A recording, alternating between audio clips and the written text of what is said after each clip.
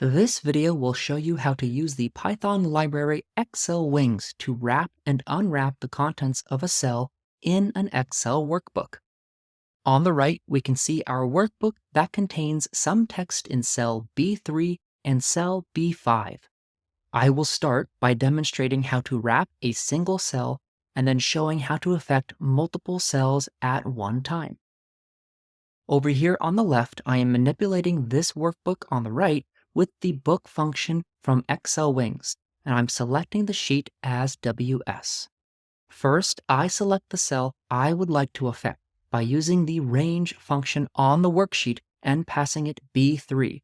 Each cell object in xlwings has a wrap text attribute that contains a Boolean value. Right now, we can see it is set to false. Making the text wrap in the cell is very simple. You just assign this wrap text attribute to true. Executing, we can see what happened on the right side. The cell is now wrapped, so the text fits completely within it. Making the cell unwrap is as simple as assigning that wrap text attribute false.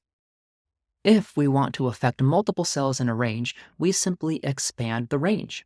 Here I'm selecting all cells from B3 to B5, which contains both cells of text in our document.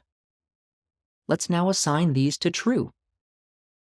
And there we see both cells have wrap text that do not spill over into the adjacent cells.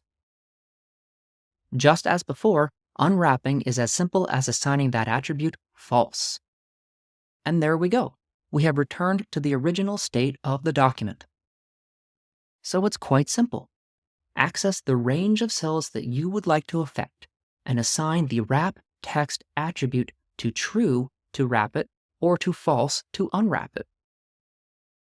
Thank you for watching. Please let me know below if this was a helpful video. Do give it a thumbs up if you like this video, as it does help other folks find this content. And please don't forget to hit subscribe so that you know when the next video drops.